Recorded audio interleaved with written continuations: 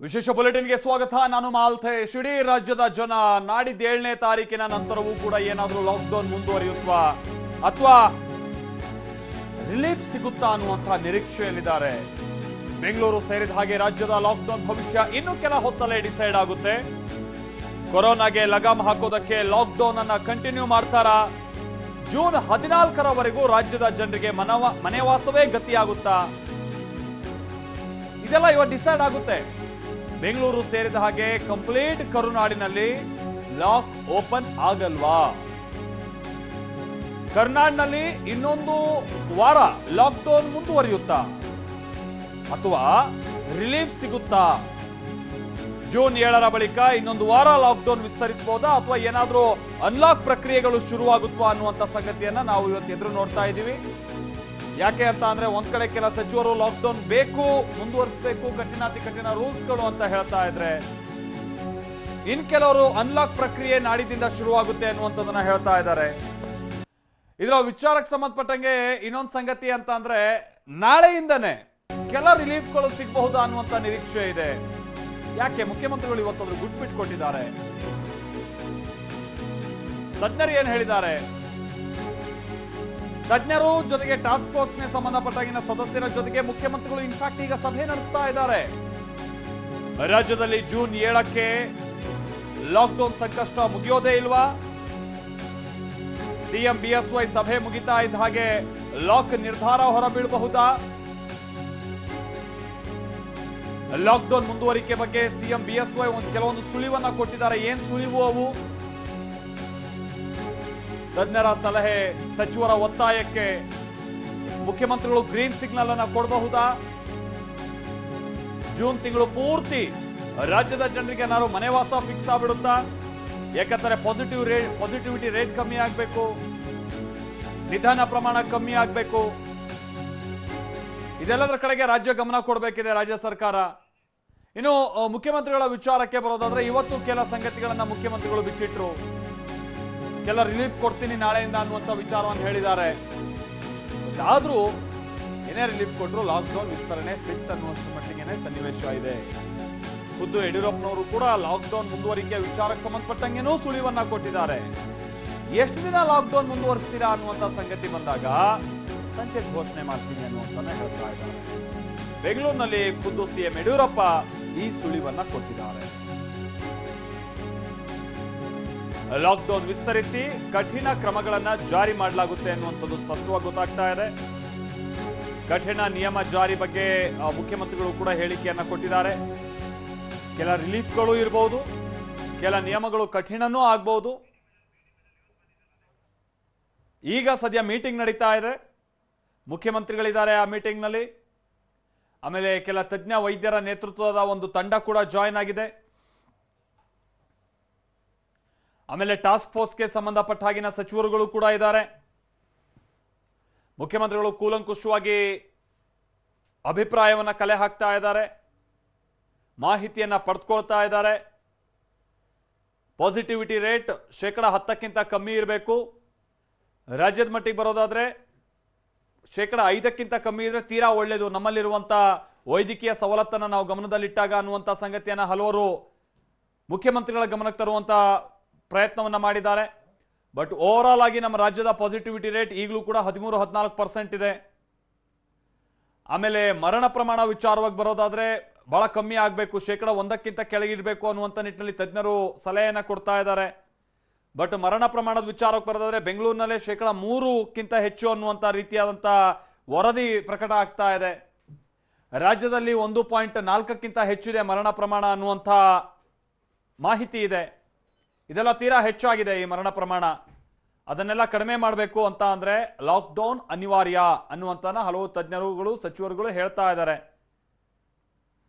But ಬಹಳ ಮಂದಿ ಸಚಿವರುಗಳು ಇನ್ ಕೆಲವರು ಹೇಳ್ತಾ ಇದ್ದಾರೆ ಅಂದ್ರೆ ಇನ್ನು ಎಷ್ಟು ದಿವಸ ಜನರನ್ನು ಮನೆಯೊಳಗೆ ಕೂರ್ಸಕ್ಕಾಗುತ್ತೆ? ಆರ್ಥಿಕವಾಗಿ ಬಹಳ ಸಂಕಷ್ಟದಲ್ಲಿದ್ದಾರೆ ಈಗ. ಇಂಥ ಟೈಮ್ನಲ್ಲಿ ನಾವು ಅವರಿಗೆ ಕೆಲಸ ಕೊಡದೆ, ದುಡಿಮೆನೂ ಇಲ್ಲದೆ, ನಾವು ಏನು ಅನುಕೂಲ ಮಾಡೋಕ್ಕಾಗ್ದೈತಿ, ಅವರೆಲ್ಲ ಇನ್ನೂ ಮನೆಯೊಳಗೆ ಕೂತ್ರೆ ಏನ್ ಕತೆ? ಹಾಗಾಗಿ ಅನ್ಲಾಕ್ ಪ್ರಕ್ರಿಯೆಯನ್ನ ಶುರು ಮಾಡಿ ಅನ್ನುವಂಥ ಮಾತನ್ನ ಹಲವಾರು ಮಂದಿ ಹೇಳ್ತಾ ಇದ್ದಾರೆ.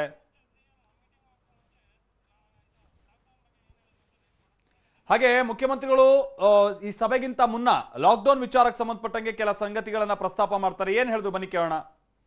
ಮುಖ್ಯವಾಗಿ ಎಕ್ಸ್ಪೋರ್ಟ್ ಯಾರು ಮಾಡ್ತಾ ಇದ್ದಾರೆ ಅವರಿಗೆ ಗುರುವಾರದಿಂದ ಅನುಮತಿ ಕೊಡಬೇಕು ಅಂತ ತೀರ್ಮಾನ ಮಾಡಿದ್ದೇನೆ.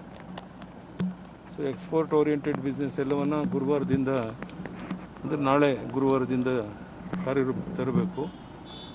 ಉಳಿದಂಥ ಕೆಲವು ಪ್ರಮುಖ ವಿಷಯಗಳ ಬಗ್ಗೆ ಇವತ್ತು ಅಥವಾ ನಾಳೆ ಯಾವ್ಯಾವುದಕ್ಕೆ ಲಾಕ್ಡೌನ್ ಸಡಿಲ ಮಾಡಬೇಕು ಅನ್ನೋದನ್ನು ತೀರ್ಮಾನ ತಗೊಳ್ತೇವೆ. ಇವತ್ತು ಸಾಯಂಕಾಲ ಉನ್ನತ ಅಧಿಕಾರಿಗಳ ಜೊತೆ ಸಮಾಲೋಚನೆ ಮಾಡ್ತಾ ಇದ್ದೇನೆ. ನಂತರ ವಿವರವಾದಂಥ ಮಾಹಿತಿಗಳನ್ನು ನಿಮ್ಗೆಲ್ರಿಗೂ ನಾನು ಕೊಡ್ತೇನೆ. ವಿಸ್ತರಣೆ ಅಂತೂ ಇಲ್ಲ ಅಲ್ಲಲ್ಲ, ವಿಸ್ತರಣೆ ಮಾಡಿ ಕೆಲವು ಬಿಗಿ ಕ್ರಮವನ್ನು ತಗೊಂಡು ಮುಂದೆ ಹೆಂಗೆ ಹೋಗಬೇಕು ಅನ್ನೋದ್ರ ಬಗ್ಗೆ ಸಾಯಂಕಾಲ ಎಲ್ಲ ಎಕ್ಸ್ಪರ್ಟ್ ಜೊತೆ ಕುಂತು ಚರ್ಚೆ ಮಾಡ್ತೇನೆ. ಅವ್ರ ಸಲಹೆಗಳನ್ನ ತಿಳ್ಕೊಂಡು ಮಾಡ್ತೇವೆ. ಒಟ್ಟಿನಲ್ಲಿ ಕೊರೋನಾ ಕಂಪ್ಲೀಟ್ ಕಂಟ್ರೋಲ್ ಆಗಿಲ್ಲ. ವಿಸ್ತರಣೆ ಮಾಡಿ ಕೆಲವು ಬಿಗಿ ಕ್ರಮವನ್ನು ತಗೊಂಡು ಮುಂದೆ ಹೆಂಗೆ ಹೋಗಬೇಕು ಅನ್ನೋದ್ರ ಬಗ್ಗೆ ಸಾಯಂಕಾಲ ಎಲ್ಲ ಎಕ್ಸ್ಪರ್ಟ್ ಜೊತೆ ಕುಂತು ಚರ್ಚೆ ಮಾಡ್ತೇನೆ. ಅವ್ರ ಸಲಹೆಗಳನ್ನ ತಿಳ್ಕೊಂಡು ಮಾಡ್ತೇವೆ. ಒಟ್ಟಿನಲ್ಲಿ ಕೊರೋನಾ ಕಂಪ್ಲೀಟ್ ಕಂಟ್ರೋಲ್ ಆಗಿಲ್ಲ. ಗ್ರಾಮೀಣ ಪ್ರದೇಶ ಇನ್ನೂ ಜಾಸ್ತಿ ಇದೆ. ಅದನ್ನು ಸರಿದೂಗಿಸ್ಕೊಂಡು ಮುಂದೆ ಹೆಂಗೆ ಹೋಗಬೇಕು ಅನ್ನೋದ್ರ ಬಗ್ಗೆ ಚರ್ಚೆ ಮಾಡ್ತೇವೆ. ಎರಡನೇ ಪ್ಯಾಕೇಜ್ ಘೋಷಣೆ ಆಗುತ್ತೆ ಸರ್ ಇವತ್ತು. ಇನ್ನೊಂದು 2 ದಿವಸದಲ್ಲಿ ಮಾಡ್ತೇನೆ. ಇವತ್ತು ನಡೆಯಲ್ಲಿ ಮಾಡ್ತೇನೆ. ಈಗ ಎಕ್ಸ್ಪೋರ್ಟ್ ಓರಿಯೆಂಟೆಡ್ ಗುರುವಾರದಿಂದ ಪ್ರಾರಂಭ ಮಾಡೋಕ್ಕೆ ಸೂಚನೆ. ಇದು ಮುಖ್ಯಮಂತ್ರಿಗಳು ತಾವು ಸಭೆಗೆ ಹೋಗುವ ಮುನ್ನ ಹೇಳಿದಂತ ಮಾತು. ಎಕ್ಸ್ಪೋರ್ಟ್ ಓರಿಯೆಂಟೆಡ್ ಬಿಸ್ನೆಸ್ ಏನಿದೆ ಅವರಿಗೆಲ್ಲ ನಾಳೆಯಿಂದ ಅವಕಾಶ ಇದೆ. ಇದರ ಜೊತೆಗೇನೆ ಕಳೆದ ಅರ್ಧ ಗಂಟೆಯಿಂದ ಮುಖ್ಯಮಂತ್ರಿಗಳು ಮೀಟಿಂಗ್ ನಲ್ಲಿ ನಿರತರಾಗಿದ್ದಾರೆ. ತಜ್ಞರ ಜೊತೆಗೆ ಮುಖ್ಯಮಂತ್ರಿ BS ಯಡಿಯೂರಪ್ಪನವರು ಮಹತ್ವದ ಚರ್ಚೆಯನ್ನ ನಡೆಸ್ತಾ ಇದ್ದಾರೆ. ಲಾಕ್ಡೌನ್ ವಿಸ್ತರಣೆಯ ಬಗ್ಗೆ ಮುಖ್ಯಮಂತ್ರಿಗಳು ಚರ್ಚಿಸ್ತಾ ಇದ್ದಾರೆ. ಮುಖ್ಯಮಂತ್ರಿಗಳ ಮಾತಲ್ಲಿ ಒಂದಂತೂ ಸ್ಪಷ್ಟವಾಯಿತು, ಲಾಕ್ಡೌನ್ ವಿಸ್ತರಣೆ ಆಗುತ್ತೆ. ಲಾಕ್ಡೌನ್ ವಿಸ್ತರಣೆ ಆಗುತ್ತೆ. ಕಠಿಣ ಕ್ರಮಗಳಿಂದನೇ ಲಾಕ್ಡೌನ್ ವಿಸ್ತರಿಸುವಂತ ನಿಟ್ಟಿನಲ್ಲೂ ಕೂಡ ಅವರು ಮನಸ್ಸನ್ನ ಹೊಂದಿದ್ದಾರೆ. ಬಟ್ ಅದರ ಜೊತೆಗೇನೆ ಒಂದಷ್ಟು ರಿಲೀಫ್ ಕೊಡುವಂತ ನಿಟ್ಟಿನಲ್ಲೂ ಕೂಡ ಕೆಲ ವಲಯಕ್ಕೆ ಸಂಬಂಧಪಟ್ಟಾಗಿನ ರಿಲೀಫ್ ಕೊಡುವಂತ ನಿಟ್ಟಿನಲ್ಲೂ ಕೂಡ ಅವ್ರ ಯೋಚನೆ ಇದೆ. ತಜ್ಞರ ಸಮಿತಿಯ ಅಧ್ಯಕ್ಷ ಡಾಕ್ಟರ್ ದೇವಿ ಪ್ರಸಾದ್ ಶೆಟ್ಟಿ ಇದ್ದಾರೆ. ಆಮೇಲೆ ಈ ಟಾಸ್ಕ್ ಫೋರ್ಸ್ಗೆ ಸಂಬಂಧಪಟ್ಟ ಹಾಗಿನ ಅಧ್ಯಕ್ಷರು ಅಶ್ವಥ್ ನಾರಾಯಣ್ ಇದ್ದಾರೆ. ಆರೋಗ್ಯ ಸಚಿವರಿದ್ದಾರೆ ಸುಧಾಕರ್ ಅವರು. ಸರ್ಕಾರದ ಮುಖ್ಯ ಕಾರ್ಯದರ್ಶಿ ರವಿಕುಮಾರ್ ಇದ್ದಾರೆ.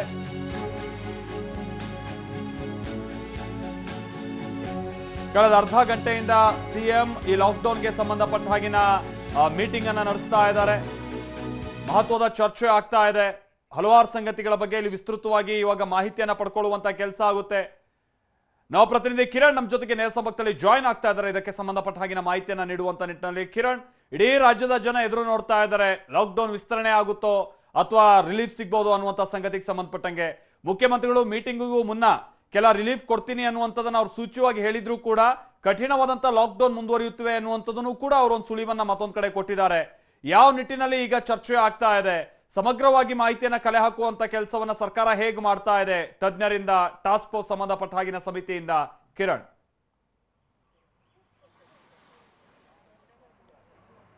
ಮಾಲ್ತೇಶ್, ಈಗ ಸಿಎಂ ಗೃಹ ಕಚೇರಿ ಕೃಷ್ಣಾದಲ್ಲಿ ನಡೆಯುತ್ತಿರುವಂತಹ ತಜ್ಞರ ಸಮಿತಿಯ ಸಭೆ ಏನಿದೆ ಇದು ಕೊರೋನಾ 3ನೇ ಅಲೆಯನ್ನು ತಡೆಗಟ್ಟುವಂತ ನಿಟ್ಟಿನಲ್ಲಿ ರಾಜ್ಯ ಸರ್ಕಾರ ತೆಗೆದುಕೊಳ್ಬೇಕಾದಂತಹ ಕ್ರಮಗಳ ಬಗ್ಗೆ ತಜ್ಞರ ಸಮಿತಿಯಿಂದ ಒಂದು ವರದಿಯನ್ನು ಪಡೆಯುವಂತಹ ಹಿನ್ನೆಲೆಯಲ್ಲಿ ಮುಖ್ಯಮಂತ್ರಿಗಳು ಇವತ್ತು ಸಭೆಯನ್ನು ಮಾಡ್ತಾ ಇರುವಂತದ್ದು. ಕೆಲವು ದಿನಗಳ ಹಿಂದೆ ಡಾಕ್ಟರ್ ದೇವಿ ಪ್ರಸಾದ್ ಶೆಟ್ಟಿ ನೇತೃತ್ವದಲ್ಲಿ ಕೋವಿಡ್ 3ನೇ ಅಲೆಯನ್ನು ತಡೆಯುವಂತಹ ವಿಚಾರದಲ್ಲಿ ತಜ್ಞರ ಸಮಿತಿಯನ್ನು ರಾಜ್ಯ ಸರ್ಕಾರ ರಚನೆ ಮಾಡಿತ್ತು. ಸುಮಾರು 15 ಸದಸ್ಯರ ಈ ಸಮಿತಿಯನ್ನು ರಚನೆ ಮಾಡಿದ ಬಳಿಕ ಮೊದಲ ಸಭೆಯನ್ನ ಇವತ್ತು ಮುಖ್ಯಮಂತ್ರಿಗಳು ನಡೆಸ್ತಾ ಇದ್ದಾರೆ.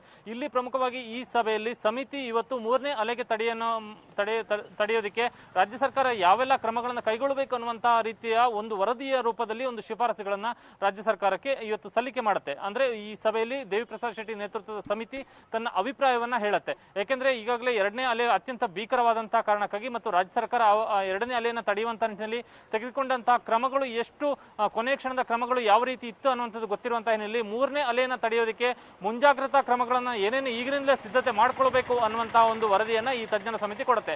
ಅದರಲ್ಲೂ ಕೂಡ ಪ್ರಮುಖವಾಗಿ 3ನೇ ಅಲೆಯಲ್ಲಿ ಮಕ್ಕಳ ಮೇಲೆ ಹೆಚ್ಚಿನ ಪರಿಣಾಮ ಬೀರುತ್ತೆ ಅನ್ನುವಂತಹ ಮಾಹಿತಿ ಇರುವಂತಹ ಕಾರಣಕ್ಕಾಗಿ ಮಕ್ಕಳಿಗೆ ಚಿಕಿತ್ಸೆಯನ್ನು ನೀಡುವಂಥದ್ದು ಅತ್ಯಂತ ಸೂಕ್ಷ್ಮವಾದಂತಹ ವಿಚಾರ. ಹೀಗಾಗಿ ಪ್ರತ್ಯೇಕವಾದಂತಹ ಬೆಡ್ಗಳನ್ನ ಕಾದಿರಿಸುವಂತಹ ವ್ಯವಸ್ಥೆ ಮತ್ತಿತರ ಮೂಲಭೂತ ಸೌಕರ್ಯಗಳನ್ನು ವಿಸ್ತರಣೆ ಮಾಡುವಂತಹ ವ್ಯವಸ್ಥೆ, ಎಲ್ಲಾ ವ್ಯವಸ್ಥೆಗಳಿಗೆ ಕುರಿತಾದಂತಹ ಒಂದು ವರದಿಯನ್ನ ಇವತ್ತು ತಜ್ಞರ ಸಮಿತಿ ಒಂದು ಮಾಹಿತಿಯನ್ನ ಮುಖ್ಯಮಂತ್ರಿಗಳಿಗೆ ಕೊಡುತ್ತೆ. ಇದರ ಜೊತೆಗೆ ಈ ಸಭೆಯಲ್ಲೇ ಈ ತಜ್ಞರ ಸಮಿತಿ ಅಂದ್ರೆ 3ನೇ ಅಲೆಗೆ ಸಂಬಂಧಪಟ್ಟಂತೆ ಇರುವ ಈ ತಜ್ಞರ ಸಮಿತಿ ಲಾಕ್ಡೌನ್ ಅನ್ನ ವಿಸ್ತರಣೆ ಮಾಡುವಂತಹ ವಿಚಾರದ ಬಗ್ಗೆ ಕೂಡ ತನ್ನ ಅಭಿಪ್ರಾಯವನ್ನು ಹೇಳುವಂತಹ ಸಾಧ್ಯತೆಗಳಿದೆ. ಯಾಕೆಂದ್ರೆ ಮೂರನೇ ಅಲೆಗೆ ಬೇಕಾದಂತಹ ಸಿದ್ಧತೆಯನ್ನು ಮಾಡ್ಕೊಳ್ಬೇಕಾದ್ರೆ ಎರಡನೇ ಅಲೆಯನ್ನ ರಾಜ್ಯ ಸರ್ಕಾರ ಅತ್ಯಂತ ಸಮರ್ಥವಾಗಿ ನಿಭಾಯಿಸಬೇಕು. ಒಂದು ವೇಳೆ ಈ ಎರಡನೇ ಅಲೆಯನ್ನ ನಿಭಾಯಿಸುವಂತಹ ವಿಚಾರದಲ್ಲಿ ಮತ್ತೊಂದಷ್ಟು ವೈಫಲ್ಯವನ್ನ ರಾಜ್ಯ ಸರ್ಕಾರ ಅನುಭವಿಸಿದ್ರೆ ಮೂರನೇ ಅಲೆಯನ್ನು ಕೂಡ ಸಮರ್ಥವಾಗಿ ಎದುರಿಸುವಂತಹ ಒಂದು ಶಕ್ತಿಯು ಕೂಡ ರಾಜ್ಯ ಸರ್ಕಾರಕ್ಕೆ ಇಲ್ಲದಂತಾಗುತ್ತೆ. ಹೀಗಾಗಿ ಇಲ್ಲಿ ಎರಡನೇ ಅಲೆಗೆ ಸಂಬಂಧಪಟ್ಟಂತೆ ಲಾಕ್ಡೌನ್ ಅನ್ನು ಮುಂದುವರಿಸಿದ್ರೆ ಸೂಕ್ತ ಅನ್ನುವಂತಹ ಅಭಿಪ್ರಾಯವನ್ನೇ ಈ ತಜ್ಞರ ಸಮಿತಿ ಹೇಳುವಂತಹ ಸಾಧ್ಯತೆಗಳು ಕೂಡ ಇದೆ. ಈ ಸಭೆಯಲ್ಲಿ ಪ್ರಮುಖವಾಗಿ ಲಾಕ್ಡೌನ್ ಅನ್ನು ವಿಸ್ತರಣೆ ಮಾಡುವಂತಹ ವಿಚಾರ ಅಥವಾ ಮುಂದುವರಿಸಿದಂತಹ ವಿಚಾರದ ಬಗ್ಗೆ ಹೆಚ್ಚಿನ ಮಟ್ಟದ ಯಾವುದೇ ಚರ್ಚೆ ಆಗುದಿಲ್ಲ. ಕೇವಲ ಸಮಿತಿ ತನ್ನ ಅಭಿಪ್ರಾಯವನ್ನಷ್ಟೇ ಒಂದು ಪಾಸಿಂಗ್ ಲೈನ್ ತರ ಹೇಳುತ್ತೆ. ಇಲ್ಲಿ ಪೂರ್ಣವಾಗಿರುವಂತದ್ದು ಮೂರನೇ ಅಲೆಗೆ ಸಂಬಂಧಪಟ್ಟಂತೆ ರಾಜ್ಯ ಸರ್ಕಾರ ತೆಗೆದುಕೊಳ್ಳಬೇಕಾದಂತಹ ಕ್ರಮಗಳು ಏನೇನು ಆಗಬೇಕು, ತುರ್ತಾದ ಕ್ರಮಗಳು ಅನ್ನುವಂತಹ ವಿಚಾರದ ಬಗ್ಗೆ ಹೆಚ್ಚಿನ ಚರ್ಚೆ ನಡೆಯುತ್ತೆ. ಆ ನಿಟ್ಟಿನಲ್ಲಿ ಮುಖ್ಯಮಂತ್ರಿಗಳು ಹೆಚ್ಚಿನ ಮಾಹಿತಿಯನ್ನು ಪಡಿತಾರೆ. Okay Kiran just hold. Kiran, ನಮ್ಮ ಪ್ರತಿನಿಧಿ ಕಿರಣ್ ಹೇಳಿದಾಗೆ ಈ ಮೂರನೇ ಅಲೆಗೆ ಸಂಬಂಧಪಟ್ಟ ಹಾಗೆ ಇವತ್ತು ಈ ಡಾಕ್ಟರ್ಸ್ಗಳ ತಂಡ ಒಂದು ರಿಪೋರ್ಟ್ ಅನ್ನ ತಂದಿದೆ ಅನ್ನುವಂಥದ್ದು ಗೊತ್ತಾಗ್ತಾ ಇದೆ. ಇದರ ಜೊತೆಗೇನೆ ಮತ್ತೊಂದು ಮೀಟಿಂಗ್ ಇನ್ನು ಕೆಲವೇ ಹೊತ್ತಲ್ಲಿ ಶುರುವಾಗುತ್ತೆ. ತಜ್ಞರ ಮೀಟಿಂಗ್ ಮುಗಿತಾ ಇದ್ದ ಹಾಗೆ ಸಿಎಂ ಮತ್ತೊಂದು ಸಭೆಯನ್ನ ನಡೆಸ್ತಾರೆ. ಮತ್ತೊಂದು ಸಭೆ ಅಂತ ಅಂದ್ರೆ ಅದು ಪ್ಯೂರ್ಲಿ ಈ ಲಾಕ್ಡೌನ್ ಅನ್ನ ಕಂಟಿನ್ಯೂ ಮಾಡಬೇಕು ಅಥವಾ ರಿಲೀಫ್ ಕೊಡಬೇಕು, ಈ ವಿಚಾರಕ್ಕೆ ಸಂಬಂಧಪಟ್ಟಂಗೆ ಚರ್ಚಿಸುವಂತ ನಿಟ್ಟಿನಲ್ಲಿ ಆ ಸಭೆಯಲ್ಲಿ ಮುಖ್ಯಮಂತ್ರಿಗಳು ಚರ್ಚಿಸುವಂತ ಸಾಧ್ಯತೆ ಹೆಚ್ಚಿದೆ. ಸಚಿವರು ಹಾಗೆ ಅಧಿಕಾರಿಗಳ ಜೊತೆಗೆ ಮುಖ್ಯಮಂತ್ರಿಗಳು ಚರ್ಚಿಸುತ್ತಾರೆ. ಕೊರೋನಾ ನಿಯಂತ್ರಣಕ್ಕೆ ಕೈಗೊಳ್ಳಬೇಕಾದಂತಹ ಕ್ರಮಗಳು ಏನೇನು ಅನ್ನುವಂಥದ್ರ ಬಗ್ಗೆನೂ ಕೂಡ ಅವರು ಚರ್ಚೆ ಮಾಡ್ತಾರೆ. ಲಾಕ್ಡೌನ್ ವಿಸ್ತರಣೆ ಅಥವಾ ಅನ್ಲಾಕ್ ಬಗ್ಗೆಯೂ ಕೂಡ ಚರ್ಚೆ ಆಗುತ್ತೆ. ಲಾಕ್ಡೌನ್ ಸಂಬಂಧ ಈಗ ಆಲ್ರೆಡಿ ಸಮಿತಿಯಿಂದ ಒಂದು ವರದಿ ಸಲ್ಲಿಕೆ ಆಗಿದೆ ಅನ್ನುವಂಥದ್ದು ಗೊತ್ತಾಗ್ತಾ ಇದೆ. ಕೋವಿಡ್ ತಾಂತ್ರಿಕ ಸಲಹಾ ಸಮಿತಿಯಿಂದ ಸರ್ಕಾರಕ್ಕೆ ಒಂದು ವರದಿ ಈಗ ಆಲ್ರೆಡಿ ಸಲ್ಲಿಕೆ ಆಗಿದೆ. ತಜ್ಞರ ವರದಿಯಲ್ಲಿರುವಂತಹ ಅಂಶಗಳ ಬಗ್ಗೆ ಸಚಿವರುಗಳ ಜೊತೆಗೆ ಅವರು ಚರ್ಚೆ ಮಾಡ್ತಾರೆ. ಸಚಿವರು ಅಧಿಕಾರಿಗಳು ಇದಕ್ಕೆ ಸಂಬಂಧಪಟ್ಟಂಗೆ ತಮ್ಮ ಅಭಿಪ್ರಾಯ ಏನು ಅನ್ನುವಂಥದ್ದನ್ನ ವ್ಯಕ್ತಪಡಿಸ್ತಾರೆ. ಕೋವಿಡ್ ಉಸ್ತುವಾರಿ ಸಚಿವರಾಗಿರುವಂತಹ ಅಶ್ವಥ್ ನಾರಾಯಣ್ ಇರ್ತಾರೆ ಈ ಸಭೆಯಲ್ಲಿ. ಅದಾದ ನಂತರ ಅಲ್ಲಿ ಆರೋಗ್ಯ ಸಚಿವರು ಇರ್ತಾರೆ, ಆರ್ ಅಶೋಕ್ ಇರ್ತಾರೆ, ಜಗದೀಶ್ ಶೆಟ್ಟರ್ ಇರ್ತಾರೆ, ಅರವಿಂದ್ ಲಿಂಬಾವಳಿ ಅವರು ಕೂಡ ಇರ್ತಾರೆ. ಬಹುಶಃ ಬಸವರಾಜ ಬೊಮ್ಮಾಯಿ ಅವರನ್ನ ಹೊರತುಪಡಿಸಿ ಉಳಿದಂತ ಎಲ್ಲ ಈ ಟಾಸ್ಕ್ ಫೋರ್ಸ್ಗೆ ಸಂಬಂಧಪಟ್ಟ ಹಾಗಿನ ಸಚಿವರುಗಳು ಈ ಸಭೆಯಲ್ಲಿ ಇರ್ತಾರೆ. ಆಮೇಲೆ ಇಲ್ಲಿ ಕೆಲ ಸಚಿವರುಗಳು ಲಾಕ್ಡೌನ್ ಮುಂದುವರಿಸಬೇಕು ಅನ್ನುವಂತ ಅಭಿಪ್ರಾಯ ಹೊಂದಿದ್ದಾರೆ. ಆರ್ ಅಶೋಕ್ ಸೇರಿದ ಹಾಗೆ ಕೆಲ ಸಚಿವರುಗಳು, ಅಶ್ವಥ್ ನಾರಾಯಣ್ ಸೇರಿದಾಗೆ ಕೆಲ ಸಚಿವರು ಲಾಕ್ಡೌನ್ ವಿಸ್ತರಣೆ ಬೇಡ, ಲಾಕ್ಡೌನ್ ವಿಸ್ತರಣೆ ಮಾಡಿದ್ರು ಅನ್ಲಾಕ್ ಪ್ರಕ್ರಿಯೆಯನ್ನು ಅಟ್ ದ ಸೇಮ್ ಟೈಮ್ ಶುರುವಾಗ್ತಾ ಹೋಗ್ಲಿ, ವಿನಾಯಿತಿ ಕೊಡೋಣ ಅನ್ನುವಂತ ಅಭಿಪ್ರಾಯವನ್ನ ಹೊಂದಿದ್ದಾರೆ. ಸಮಗ್ರವಾಗಿ ಇವರ ಅಭಿಪ್ರಾಯವನ್ನು ಕ್ರೋಢೀಕರಿಸುವಂತ ಕೆಲಸವನ್ನು ಕೂಡ ಮುಖ್ಯಮಂತ್ರಿಗಳು ಮಾಡಬೇಕಿದೆ. ನಾವು ಪ್ರತಿನಿಧಿ ಕಿರಣ್ ಇದಕ್ಕೆ ಸಂಬಂಧಪಟ್ಟಂಗೆ ಮತ್ತಷ್ಟು ಡೀಟೇಲ್ಸ್ ಅನ್ನ ಕೊಡ್ತಾರೆ, ನಮ್ಮ ಜೊತೆಗೆ ಹಾಗೆ ಸಂಪರ್ಕದಲ್ಲಿದ್ದಾರೆ. ಕಿರಣ್, ಇಲ್ಲಿ ವಿಚಾರ ಅಂತಾನೆ ನೀವು ಈಗ ತಾನೇ ಹೇಳಿದಾಗೆ ಈಗ ನಡೀತಾ ಇರುವಂತಹ ಸಭೆಯಲ್ಲಿ ಪ್ರಮುಖವಾಗಿ ಮೂರನೇ ವೇವ್ ಅನ್ನ ಹೇಗೆ ನಾವು ನಿಯಂತ್ರಣಕ್ಕೆ ತರಬೇಕು ಅನ್ನುವಂತ ನಿಟ್ಟಿನ ಪ್ರಮುಖವಾದಂತಹ ಚರ್ಚೆಗಳು. ಬಟ್ ಇದರ ಜೊತೆಗೇನೆ ಈ ವೇವ್ ಅನ್ನ ನಾವು ಹೇಗೆ ಕಂಟ್ರೋಲಿಗೆ ತರಬೇಕಾಗಿದೆ ಅನ್ನುವಂತ ನಿಟ್ಟಿನಲ್ಲೂ ಕೂಡ ಇವತ್ತು ಡಿಸ್ಕಷನ್ ಬರುತ್ತೆ ಅನ್ನುವಂಥದ್ದು ನಮ್ಗೆ ಈಗ ಗೊತ್ತಾಗ್ತಾ ಇದೆ. ಈ ಸಭೆ ನಡೆಯುತ್ತೆ ಇದಕ್ಕೆ ಸಂಬಂಧಪಟ್ಟಂಗೆ ಅಂತ. ಇಲ್ಲಿ ಅಧಿಕಾರಿಗಳು ಜೊತೆಗೆ ಸಚಿವರುಗಳು ಮಿಶ್ರ ಅಭಿಪ್ರಾಯವನ್ನ ಹೊಂದಿದ್ದಾರೆ. ಕೆಲವರು ಲಾಕ್ಡೌನ್ ಮುಂದುವರಿಸಬೇಕು ಅನ್ನುವಂತ ನಿಲುವನ್ನ ಹೊಂದಿದ್ದಾರೆ, ಇನ್ ಕೆಲವರು ರಿಲೀಫ್ ಅನ್ನ ಕೊಡೋದಕ್ಕೆ ಶುರು ಮಾಡೋಣ ಅನ್ನುವಂತ ನಿಟ್ಟಿನಲ್ಲೂ ಕೂಡ ಅವರು ಅನಿಸಿಕೆಯನ್ನ ಹೊಂದಿದ್ದಾರೆ. ಇದನ್ನೆಲ್ಲ ಸಮಗ್ರವಾಗಿ ಕಲೆ ಹಾಕಿ ಒಂದು ನಿರ್ಧಾರಕ್ಕೆ ಬರುವಂತ ಕೆಲಸ ಇವತ್ತೇ ಆಗ್ಬಹುದಾ ಕಿರಣ್, ಹೇಗೆ? ಮಾಲ್ತೇಶ್, ಬಹುತೇಕ ಇವತ್ತು ಸಂಜೆ 6 ಗಂಟೆಗೆ ಸಿಎಂ ಅಧಿಕೃತ ನಿವಾಸ ಕಾವೇರಿಯಲ್ಲಿ ನಡೆಯುವಂತಹ ಸಭೆಯಲ್ಲಿ ಲಾಕ್ಡೌನ್ ಅನ್ನ ಮುಂದುವರಿಕೆ ಮಾಡುವಂತಹ ವಿಚಾರದ ಬಗ್ಗೆ ಸರ್ಕಾರ ತನ್ನ ತೀರ್ಮಾನವನ್ನು ತೆಗೆದುಕೊಳ್ಳುವಂತಹ ಸಾಧ್ಯತೆ ಇದೆ. ಆದರೆ ಅದನ್ನ ಸ್ಪಷ್ಟವಾಗಿ ಹೇಳೋದಕ್ಕೆ ಸಾಧ್ಯ ಇಲ್ಲ. ಯಾಕಂದ್ರೆ ಜೂನ್ 5ನೇ ತಾರೀಕಿನಂದು ನಾವೊಂದು ಸಭೆಯನ್ನ ಮಾಡ್ತೀವಿ ಅನ್ನುವಂತಹ ವಿಚಾರವನ್ನ ಮುಖ್ಯಮಂತ್ರಿಗಳು ಈಗಾಗಲೇ ಹೇಳಿದ್ದಾರೆ ಮತ್ತು ಗೃಹ ಸಚಿವರು ಕೂಡ ಅದೇ ವಿಚಾರವನ್ನ ಹೇಳಿದ್ದಾರೆ. ಯಾಕಂದ್ರೆ ಜೂನ್ 7ನೇ ತಾರೀಕಿನವರೆಗೂ ಲಾಕ್ಡೌನ್ ಇರುವಂತಹ ಕಾರಣಕ್ಕಾಗಿ ಇವತ್ತೇ ಘೋಷಣೆಯನ್ನ ಮಾಡಿದರೆ ರಾಜ್ಯ ಸರ್ಕಾರಕ್ಕೆ ಮತ್ತೆ ಅದನ್ನ ನಿಭಾಯಿಸುವಂತದ್ದು ಕೂಡ ಒಂದಷ್ಟು ಕಷ್ಟ ಆಗುತ್ತೆ. ಯಾಕಂದ್ರೆ ವಲಸೆ ಕಾರ್ಮಿಕರು ವಲಸೆ ಹೊರಟ್ರೆ ಅಲ್ಲಿ ಅವರನ್ನ ತಡೆಯುವಂತದ್ದು ಮತ್ತು ಆತಂಕಕ್ಕೆ ಬೀಳುವಂತಹ ಜನರನ್ನ ನಿಭಾಯಿಸುವಂತದ್ದು ಕೂಡ ಸರ್ಕಾರಕ್ಕೆ ಕಷ್ಟ ಆಗುತ್ತೆ. ಹೀಗಾಗಿ ಇವತ್ತೇ ಲಾಕ್ಡೌನ್ ಅನ್ನ ಮುಂದುವರಿಸ್ತೇವೆ ಅನ್ನುವಂತಹ ವಿಚಾರವನ್ನ ಘೋಷಣೆ ಮಾಡುವಂತಹ ಸಾಧ್ಯತೆಗಳು ಕೂಡ ಬಹಳ ಕಡಿಮೆ ಇದೆ. ಇನ್ನು ಇವತ್ತಿನ ಸಭೆಯಲ್ಲಿ ಸಚಿವರುಗಳು ಎಲ್ಲರೂ ಕೂಡ ಈ ಒಂದು ವಿಚಾರವನ್ನೇ ಅಂದ್ರೆ ಲಾಕ್ಡೌನ್ ಅನ್ನ ಮುಂದುವರಿಕೆ ಮಾಡುವಂತಹ ವಿಚಾರದ ಬಗ್ಗೆ ತಮ್ಮ ಅಭಿಪ್ರಾಯವನ್ನ ಹೆಚ್ಚಿನ ಪ್ರಮಾಣದಲ್ಲಿ ದಾಖಲಿಸುವಂತಹ ಸಾಧ್ಯತೆಗಳಿದೆ. ಯಾಕಂದ್ರೆ ಈಗಾಗಲೇ ಬಹಿರಂಗವಾಗಿ ಬಹುತೇಕ ಎಲ್ಲಾ ಸಚಿವರುಗಳು ಕೂಡ ಲಾಕ್ಡೌನ್ ಅನ್ನ ಮುಂದುವರಿಸಬೇಕು ಅನ್ನುವಂತಹ ಮಾತನ್ನ ಹೇಳ್ತಾ ಬರ್ತಿದ್ದಾರೆ. ಕೋವಿಡ್ ಉಸ್ತುವಾರಿ ಹೊಂದಿರುವ ಸಚಿವರುಗಳ ಪೈಕಿ 5 ಸಚಿವರ ಪೈಕಿ 3 ಸಚಿವರು ಈಗಾಗಲೇ ಮುಖ್ಯಮಂತ್ರಿಗಳಿಗೆ ಲಾಕ್ಡೌನ್ ಅನ್ನ ಮುಂದುವರಿಸುವಂತದ್ದು ಸೂಕ್ತ ಅನ್ನುವಂತಹ ಅನ್ನುವಂಥ ಅಭಿಪ್ರಾಯವನ್ನು ಹೇಳಿದ್ದಾರೆ. ಆರೋಗ್ಯ ಸಚಿವ ಡಾಕ್ಟರ್ ಸುಧಾಕರ್ ಕೂಡ ಲಾಕ್ಡೌನ್ ಅನ್ನು ಮುಂದುವರಿಸಬೇಕು ಅನ್ನುವಂಥ ತನ್ನ ಇಲಾಖೆಯ ಅಭಿಪ್ರಾಯವನ್ನು ಈಗಾಗಲೇ ಮುಖ್ಯಮಂತ್ರಿಗಳಿಗೆ ಸಲ್ಲಿಕೆ ಮಾಡಿದ್ದಾರೆ. ಇದರ ಜೊತೆಗೆ ಅನ್ಲಾಕ್ ಮಾಡುವಂತದ್ದಾದ್ರೆ ಏಕಾಏಕಿಗೆ ಅನ್ಲಾಕ್ ಮಾಡೋದು ಬೇಡ, ಬದಲಾಗಿ ಹಂತ ಹಂತವಾಗಿ ಅನ್ಲಾಕ್ ಪ್ರಕ್ರಿಯೆ ಆರಂಭಿಸಬೇಕು ಅನ್ನುವಂಥ ಅಭಿಪ್ರಾಯವನ್ನು ಕೂಡ ಸಚಿವರುಗಳು ಹೇಳಿದ್ದಾರೆ. ಹೀಗಾಗಿ ರಾಜ್ಯ ಸರ್ಕಾರ ಲಾಕ್ಡೌನ್ ಅನ್ನು ಮುಂದುವರಿಸುವಂತಹ ನಿಟ್ಟಿನಲ್ಲಿ ತನ್ನ ಹೆಚ್ಚಿನ ನಿರ್ಧಾರವನ್ನು ತೆಗೆದುಕೊಳ್ಳುವಂತಹ ಸಾಧ್ಯತೆಗಳು ಬಹಳ ದಟ್ಟವಾಗಿವೆ. ಯಾಕೆಂದ್ರೆ 7ನೇ ತಾರೀಕಿನಿಂದ ಏಕಾಏಕಿಗೆ ಅನ್ಲಾಕ್ ಪ್ರಕ್ರಿಯೆ ಆರಂಭ ಮಾಡಿದ್ರೆ ಇಷ್ಟು ದಿನಗಳ ಕಾಲ ನಿಯಂತ್ರಣದಲ್ಲಿದ್ದಂತಹ ಸೋಂಕಿನ ಪ್ರಮಾಣ ಮತ್ತೆ ಏಕಾಏಕಿಗೆ ಏರುಗತಿಯಲ್ಲಿ ಸಾಗುವಂತಹ ಸಾಧ್ಯತೆಗಳು ಕೂಡ ಬಹಳ ಹೆಚ್ಚಿನ ಪ್ರಮಾಣದಲ್ಲಿದೆ. ಆರೋಗ್ಯ ಇಲಾಖೆ ಕೂಡ ಈ ಎಚ್ಚರಿಕೆಯನ್ನ ಮುಖ್ಯಮಂತ್ರಿಗಳಿಗೆ ತನ್ನ ಮಾಹಿತಿಯನ್ನು ಕೊಡುವಂತಹ ಸಂದರ್ಭದಲ್ಲಿ ಕೊಟ್ಟಿದೆ. ಹೀಗಾಗಿ ಸಿಎಂ ಕೂಡ ಯಾವುದೇ ದೊಡ್ಡ ಪ್ರಮಾಣದ ರಿಸ್ಕ್ ಅನ್ನ ತೆಗೆದುಕೊಳ್ಳುವಂತಹ ಒಂದು ಗೋಜಿಗೆ ಕೂಡ ಅವರು ಹೋಗುವಂತಹ ಸ್ಥಿತಿಯಲ್ಲಿ ಅವರಿಲ್ಲ. ಆರ್ಥಿಕ ಸಂಪನ್ಮೂಲದ ದೃಷ್ಟಿ ಮುಖ್ಯಮಂತ್ರಿಗಳಲ್ಲಿ ಇದ್ರೂ ಕೂಡ ಅದರ ಜೊತೆಗೆ ನಿರ್ವಹಣೆ ಮಾಡಬೇಕಾದಂತಹ ಒಂದು ಅನಿವಾರ್ಯತೆಯೂ ಕೂಡ ಇದೆ. ಈ ಜೊತೆಗೆ ಕೇಂದ್ರ ಸರ್ಕಾರ ಕೂಡ ಕಂಟೈನ್ಮೆಂಟ್ ಕಾರ್ಯತಂತ್ರವನ್ನ ಮುಂದುವರಿಸಿ ಜೂನ್ ಅಂತ್ಯದವರೆಗೂ ಕೂಡ ಅನ್ನುವಂತಹ ಸೂಚನೆಯನ್ನು ಕೂಡ ಕೊಟ್ಟಿದೆ. ಹೀಗಾಗಿ ಇಲ್ಲಿ ಮುಖ್ಯಮಂತ್ರಿಗಳು ಬಹುತೇಕ ಮುಂದುವರಿಕೆ ಮಾಡುವಂತಹ ವಿಚಾರದ ಬಗ್ಗೆ ತನ್ನ ನಿರ್ಧಾರವನ್ನ ಪ್ರಕಟಿಸುವಂತಹ ಸಾಧ್ಯತೆಗಳು ಬಹಳ ಹೆಚ್ಚಾಗಿದೆ. ಇವತ್ತು ನಿರ್ಧಾರವನ್ನ ಘೋಷಣೆ ಮಾಡುವಂತಹ ಸಾಧ್ಯತೆ ತುಂಬಾ ಕಡಿಮೆ. ಬಹುತೇಕ ಇವತ್ತು ನಿರ್ಧಾರ ಮಾಡಿ 5ನೇ ತಾರೀಕಿನಂದು ಘೋಷಣೆ ಮಾಡುವಂತಹ ಸಾಧ್ಯತೆಗಳಿವೆ. ಅಥವಾ ಒಂದು ವೇಳೆ ಏನಾದ್ರೂ ಮುಂಚಿತವಾಗಿ ಜನರಿಗೆ ಮತ್ತಷ್ಟು ದಿನಗಳ ಮಾಹಿತಿಯನ್ನು ಕೊಡಬೇಕು ಅನ್ನುವಂತ, ಅಂದ್ರೆ ಲಾಕ್ಡೌನ್ ಮಾಡ್ತೀವಿ ಅನ್ನುವಂತ ಮಾಹಿತಿಯನ್ನು ಕೊಡಬೇಕು ಅನ್ನುವಂತ ಏನಾದ್ರೂ ತೀರ್ಮಾನ ಆದ್ರೆ ಇವತ್ತೇ ಘೋಷಣೆ ಮಾಡಬಹುದು. ಕಿರಣ್, ಬಟ್ ಇನ್ನೊಂದು ಸಂಗತಿ ಅಂತ ಅಂದ್ರೆ ಈಗ ಅಶ್ವಥ್ ನಾರಾಯಣ್ ಅವರೆಲ್ಲ ಇಲ್ಲ ಬಹಳ ರಿಲೀಫ್ ಕೊಡಬಹುದು ಅನ್ನುವಂತ ನಿಟ್ಟಿನಲ್ಲಿ ಅನಿಸಿಕೆಯನ್ನ ವ್ಯಕ್ತಪಡಿಸ್ತಾ ಇದ್ರು. ವಿನಾಯಿತಿ ಕೊಡುವಂತ ಕೆಲಸ ಮುಂದುವರಿತಾ ಹೋಗುತ್ತೆ ಅಂತೇಳಿ. ಬಟ್ ವಿಚಾರ ಅಂತ ಅಂದ್ರೆ ಮುಖ್ಯಮಂತ್ರಿಗಳೇ ಇವತ್ತು ಖುದ್ದಾಗಿ ಮಾತನಾಡುವಂತ ಸಂದರ್ಭದಲ್ಲಿ ಕೊರೋನಾ ಪೂರ್ತಿಯಾಗಿ ಕಂಟ್ರೋಲಿಗೆ ಬಂದಿಲ್ಲ, ಹಳ್ಳಿಗಳಲ್ಲಿ ಇನ್ನೂ ಯಥೇಚ್ಛವಾಗಿದೆ ಪ್ರಕರಣಗಳು ಅನ್ನುವಂಥದ್ದನ್ನ ಅವ್ರು ಹೇಳೋ ಮುಖ್ಯವಾಗಿ ಅದು ಅರಿವು ಸರ್ಕಾರಕ್ಕಿದೆ ಅನ್ನುವಂಥದ್ದು ಬಹಳ ಸ್ಪಷ್ಟವಾಗಿ ಅವ್ರ ಮಾತಲ್ಲಿ ಬಿಂಬಿತವಾಗ್ತಾ ಇದೆ. ಹೀಗಾಗಿ ವಿನಾಯಿತಿಗಳು ಸಿಕ್ಕಿದ್ರೂ ಕೂಡ ಅದು ಕೆಲವೇ ವಲಯಕ್ಕೆ ಹೊರತುಪಡಿಸಿದ್ರೆ ಉಳಿದಂತಹ ಕಠಿಣ ಲಾಕ್ಡೌನ್ ನಿಯಮಗಳು ಮುಂದುವರಿಯುತ್ತವೆ ಅನ್ನುವಂಥದ್ದು ಕೂಡ ಒಂದು ಹಂತದಲ್ಲಿ ಸೂಚ್ಯವಾಗಿ ನಮ್ಗೆ ಇಲ್ಲಿ ತಿಳಿದು ಬರ್ತಾ ಇದೆ. ಅಟ್ಲೀಸ್ಟ್ ಒಂದು ವಾರದ ಮಟ್ಟಿಗಾದ್ರೂ ಇದು ಮುಂದುವರಿಯುತ್ತೆ ಅನ್ನುವಂಥ ನಿಟ್ಟಿನಲ್ಲಿ ಸರ್ಕಾರ ಆಲೋಚಿಸ್ತಾ ಇದೆ ಅನ್ನುವಂಥದ್ದು. ಖಂಡಿತ ಮಾಲ್ತೇಶ್, ಇಲ್ಲಿ ಮುಖ್ಯಮಂತ್ರಿಗಳು ಬಹಳ ಸ್ಪಷ್ಟವಾಗಿ ಹೇಳಿದ್ದಾರೆ, ನಾವಿಲ್ಲಿ ಲಾಕ್ಡೌನ್ ಅನ್ನ ಮುಂದುವರಿಸುವಂತಹ ನಿಟ್ಟಿನಲ್ಲಿ ಕೂಡ ಚರ್ಚೆಯನ್ನು ಮಾಡ್ತೀವಿ ಅನ್ನುವಂತಹ ವಿಚಾರವನ್ನ.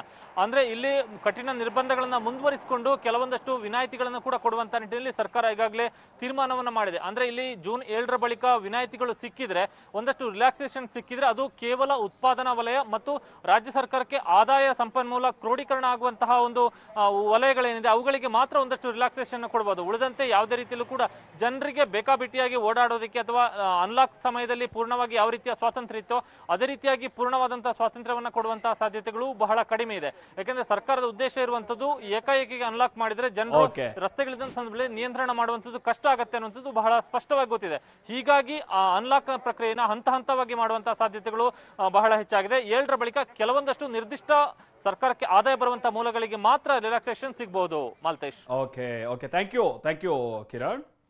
ಇದೆಲ್ಲದರ ಜೊತೆಗಿನ ತಜ್ಞರು ಹಾಗಾದ್ರೆ ಸರ್ಕಾರಕ್ಕೆ ಏನಂತ ಸಲಹೆಯನ್ನ ಕೊಟ್ಟಿದ್ದಾರೆ? ಇನ್ಫ್ಯಾಕ್ಟ್ TV9 ತಜ್ಞರನ್ನ ಸಂಪರ್ಕಿಸಿದಂತ ಸಂದರ್ಭದಲ್ಲಿ ಅವ್ರು ಕೊಟ್ಟಿರುವಂತಹ ಸಲಹೆ ಏನು, ಅವರ ಅಭಿಪ್ರಾಯ ಏನು, ಇದೆಲ್ಲ ಒಂದ್ ಸಂಗತಿ ನಮ್ಗೆ ತಿಳಿದು ಬರ್ತಾ ಇದೆ. ತಜ್ಞರು ವರದಿಯನ್ನ ಕೊಟ್ಟಿರೋ ಪ್ರಕಾರವಾಗಿ ಯಥಾವತ್ತಾದಂತ ಲಾಕ್ಡೌನ್ ಮುಂದುವರಿಸಬೇಕು, ಈಗಿರುವಂತಹ ಲಾಕ್ಡೌನ್ ಮುಂದುವರಿಸಬೇಕು. ಕೋವಿಡ್ ತಾಂತ್ರಿಕ ಸಲಹಾ ಸಮಿತಿಯ ವರದಿಗೆ ಸಿಎಂ ಅಸ್ತು ಅನ್ಬಹುದಾ? ಹಾಗಾದ್ರೆ ಸಿಎಂ BSY ಕೈ ಸೇರಿರುವಂತಹ ತಜ್ಞರ ವರದಿಯಲ್ಲಿ ಏನಿದೆ ಹಾಗಾದ್ರೆ? ರಾಜ್ಯದಲ್ಲಿ ಏಕಾಏಕಿ ಲಾಕ್ಡೌನ್ ತೆರವು ಮಾಡೋದು ಬೇಡ. ಸದ್ಯದ ಮಟ್ಟಿಗೆ ಏಕಾಏಕಿ ಲಾಕ್ಡೌನ್ ತೆರವು ಬೇಡ. ಜನರು ಒಂದೇ ಬಾರಿಗೆ ಓಡಾಡೋದಕ್ಕೆ ಶುರು ಮಾಡಿದ್ರೆ ಅದು ತೀರಾ ಕಷ್ಟವಾಗಿ ಹೋಗುತ್ತೆ. ಮತ್ತೆ ಸೋಂಕಿನ ಸಂಖ್ಯೆ ಹೆಚ್ಚಾಗಿ ಲಾಕ್ಡೌನ್ ಮಾಡಬೇಕಾದಂತ ಸನ್ನಿವೇಶ ಬರುತ್ತೆ.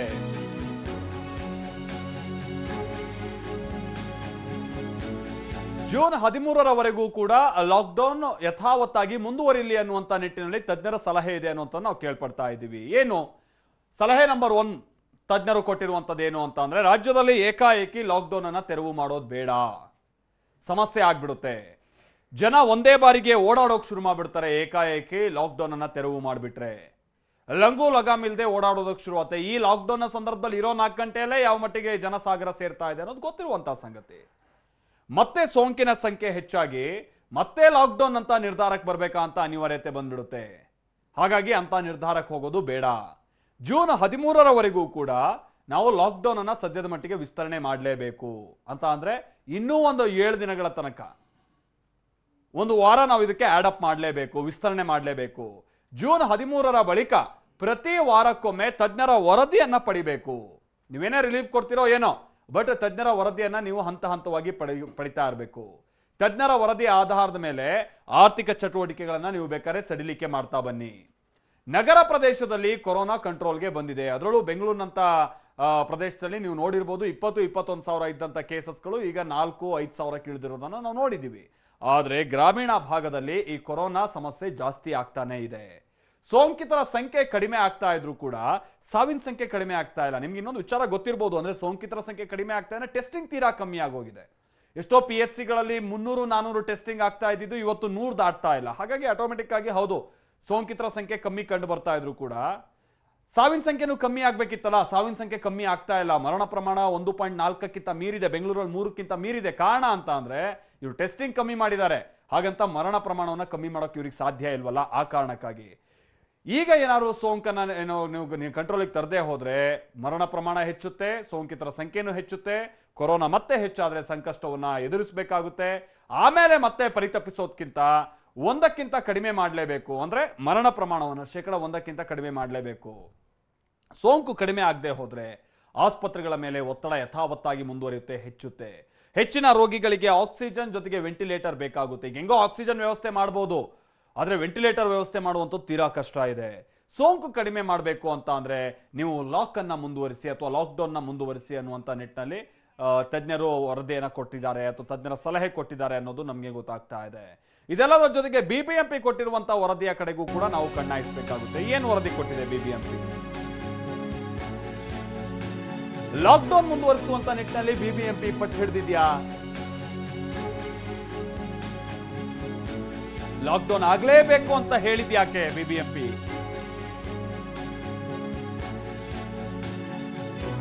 ಒಂದು ವೇಳೆ ಬೆಂಗಳೂರಿನಲ್ಲಿ ಲಾಕ್ಡೌನ್ ವಿಸ್ತರಿಸಿದ್ರೆ ಹೇಗಿರುತ್ತೆ, ಲಾಕ್ಡೌನ್ ವಿಸ್ತರಣೆ ಆಗದೆ ಹೋದ್ರೆ ಏನ್ ಸನ್ನಿವೇಶ ಬರುತ್ತೆ?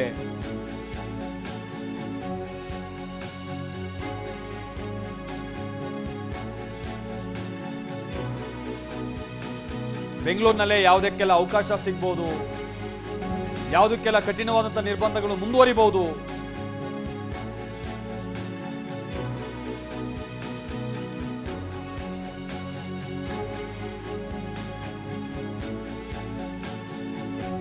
ಕಟ್ಟುನಿಟ್ಟಿನ ಷರತ್ತುಗಳನ್ನ ಅಕಸ್ಮಾತ್ ಅನ್ಲಾಕ್ ಪ್ರಕ್ರಿಯೆ ಶುರುವಾದ್ರೂ ಕೂಡ ಅಳವಡಿಸಬೇಕು.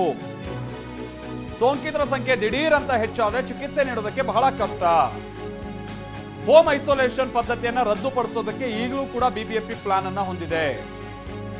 ಸೋಂಕಿತರನ್ನ ಟ್ರಯಾಸ್ ಸೆಂಟರ್ಗೆ ಶಿಫ್ಟ್ ಮಾಡಿಸೋದಕ್ಕೆ ಸಲಹೆ. ಟ್ರಯಾಸ್ ಸೆಂಟರ್ ಅಂತ ಅಂದ್ರೆ ಅಲ್ಲಿ ಎಕ್ಸಾಮೈನ್ ಮಾಡ್ತಾರೆ, ಈತನಿಗೆ ಯಾವ ಮಟ್ಟದ ಸೋಂಕಿದೆ, ಕೋವಿಡ್ ಸೆಂಟರ್ಗೆ ಇವ್ರನ್ನ ಕಳಿಸಿದ್ರೆ ಸಾಕಾ, ಇಲ್ಲ ಹಾಸ್ಪಿಟಲ್ಗೆ ಕಳಿಸ್ಬೇಕಾ, ಇಲ್ಲ ICU ವ್ಯವಸ್ಥೆ ಬೇಕಿರುವಂತ ವ್ಯಕ್ತಿನ, ಅದನ್ನ ಎಕ್ಸಾಮೈನ್ ಮಾಡುವಂತ ಕೆಲಸ ಟ್ರಯಾಸ್ ಸೆಂಟರ್ ಅಲ್ಲಿ ಆಗುತ್ತೆ. ತೀವ್ರ ಸೋಂಕಿನ ಲಕ್ಷಣ ಇದ್ರಷ್ಟೇ ಕೊರೋನಾ ಟೆಸ್ಟ್ ಕಡ್ಡಾಯ ಮಾಡೋಣ. ಅನ್ಲಾಕ್ ಬಳಿಕ ಸೋಂಕಿನ ಲಕ್ಷಣಗಳಿರುವಂತ ವ್ಯಕ್ತಿಯನ್ನ ಟೆಸ್ಟ್ ಮಾಡುವಂತ ಕೆಲಸವು ಯಥಾ ಪ್ರಕಾರವಾಗಿ ಮುಂದುವರಿಬೇಕು. ಸದ್ಯದ ಮಟ್ಟಿಗೆ ಬೆಂಗಳೂರಿನಲ್ಲಿ ಆಮೇಲೆ ಇನ್ನೊಂದು ವಿಚಾರ ಅಂತ ನಾನು ಮೊದಲೇ ಹೇಳಿದಂಗೆ 20-21 ಸಾವಿರ ಇರುವಂತ ಕೇಸಸ್ಗಳು 5,000-6,000ಕ್ಕೆ ಬಂದಿದೆ ಅಂತ ಅಂದ್ರೆ it doesn't mean that cases full ಕಂಟ್ರೋಲಿಗೆ ಬಂದಿದೆ, ಕ್ಲಿಯರ್ ಆಗ್ತಾ ಇದೆ ಅಂತಲ್ಲ. ಈಗಲೂ 4,000 ಕೇಸಸ್ಗಳು ಯಾವ ಹಂತದಲ್ಲಿ ಬೇಕಾದ್ರೆ 1 to 2 ಅಲ್ಲ 3 ಆಗ್ಬೋದು ಬೇಕಾದ್ರೆ. ಹೀಗಾಗಿನೇ BBMP ಈಗಲೂ ಕೂಡ ಸಂಪೂರ್ಣವಾದಂಥ ಅನ್ಲಾಕ್ಗೆ ಸಂಬಂಧಪಟ್ಟಂಗೆ ತನ್ನ ಒಲವನ್ನ ಹೊಂದಿಲ್ಲ ಅನ್ನೋದು ಗೊತ್ತಾಗ್ತಾ ಇದೆ.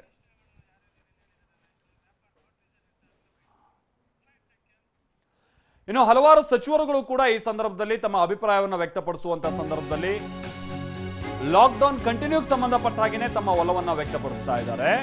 ಇನ್ನು ಕೆಲವರು ಬೇಡ, ಕಂಟಿನ್ಯೂ ಮಾಡೋದು ಬೇಡ, ಜನಸಾಮಾನ್ಯರು ಕಷ್ಟದಲ್ಲಿದ್ದಾರೆ, ಯಾಕಂದ್ರೆ ಅವ್ರಿಗೆ ಗೊತ್ತಿದೆ ಅದಕ್ಕೆ ಸಂಪೂರ್ಣವಾಗಿ ಸಹಕರಿಸುವಂತ ಸಾಮರ್ಥ್ಯ ನಮ್ಮ ಕೈಲಿ ಇಲ್ಲ, ಆಗಲ್ಲ. ಎಷ್ಟು ದಿವಸ ಅಂತ ಹೊಟ್ಟೆ ತುಂಬಿಸಕ್ಕಾಗುತ್ತೆ? ದುಡಿಯೋ ಕೈಗಳಿಗೆ ಕೆಲಸ ಇಲ್ದಿತಿ ಮನೆಗೆ ಕೂರೋದಕ್ಕೆ ಎಷ್ಟು ದಿವಸ ಅಂತ ನಾವು ಷರತ್ತು ಹೇರೋದಕ್ಕಾಗುತ್ತೆ? ಸಮಸ್ಯೆ ಆಗುತ್ತೆ. ಲಾಕ್ ಮುಂದುವರಿಕೆ ಬಗ್ಗೆ ಕೆಲ ಸಚಿವರು ಹೇಳ್ತಾ ಇದ್ದಾರೆ. ಏನ್ ಹೇಳ್ತಿದ್ದಾರೆ, ಯಾವ ಕಾರಣಕ್ಕಾಗಿ ಲಾಕ್ಡೌನ್ ಮುಂದುವರಿಕೆ ಆಗ್ಬೇಕು ಅನ್ನುವಂತ ಹೇಳ್ತಾ ಇದ್ದಾರೆ.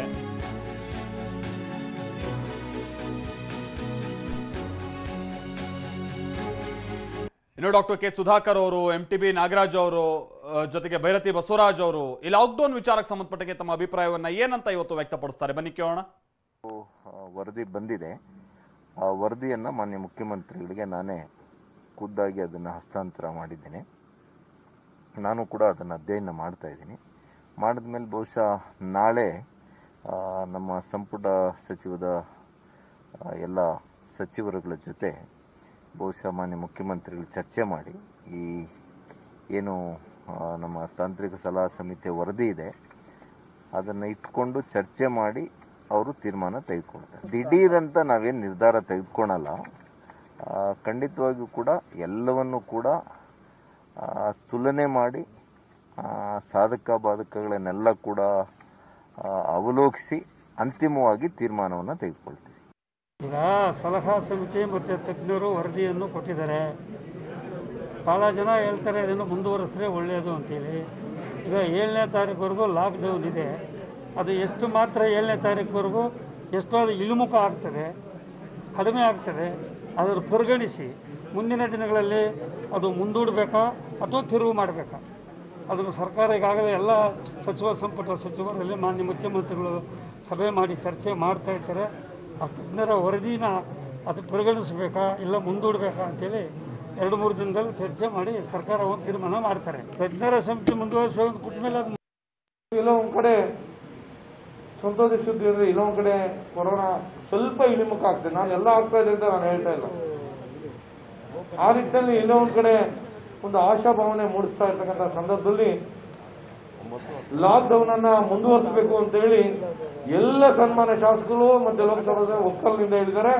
ಇದು ನಾನು ಕೂಡ ಅನುಮೋದಿಸ್ತಾ ಇದ್ದೀನಿ. ಈ ಇನ್ನೂ ಒಂದು ವಾರ 15ನೇ ತಾರೀಕುವರೆಗೂ ಲಾಕ್ಡೌನ್ ಅನ್ನ ವಿಸ್ತರಣೆ ಮಾಡಬೇಕಂತ ಹೇಳಿ ಮಾನ್ಯ ಮುಖ್ಯಮಂತ್ರಿಗಳಿಗೆ ಮನವಿಯನ್ನು ಮಾಡ್ತಾರೆ. ಮತ್ತೊಂದು ಕಡೆ ಸಚಿವ BC ಪಾಟೀಲ್ ಅವರು ಕೂಡ ಇವತ್ತು ಲಾಕ್ಡೌನ್ ವಿಚಾರವಾಗಿ ತಮ್ಮ ಅಭಿಪ್ರಾಯವನ್ನು ವ್ಯಕ್ತಪಡಿಸಿದ್ರು.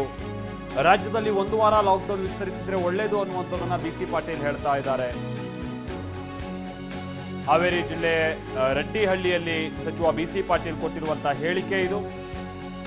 1 ವಾರ ಎಕ್ಸ್ಟೆಂಡ್ ಮಾಡಿದ್ರೆ ಒಳ್ಳೆಯದು. ಕೊಪ್ಪಳ, ಹಿರೇಕೆರೂರು ಸೇರಿದ ಹಾಗೆ ಹಲವೆಡೆ ನಾನು ಓಡಾಡಿದ್ದೀನಿ, ಇಲ್ಲೆಲ್ಲ ಸಮಸ್ಯೆ ಇರೋದು ನನ್ನ ಗಮನಕ್ಕೆ ಬಂದಿದೆ. ಏನು ಹೇಳಿದ್ರು BC ಪಾಟೀಲ್, ಬನ್ನಿ ಗಮನಿಸೋಣ. ಲಾಕ್ಡೌನ್ ಈಗ ಬೊಮ್ಮಾಯಿಯವರು ಹೇಳಿದರು ಇದನ್ನು 5ನೇ ತಾರೀಕುವರೆಗೂ ನೋಡ್ತೀವಿ ಅಂತ. ನಾನು ಕೂಡ ನಿನ್ನೆ ಕೂಡ ಹೇಳಿದೆ.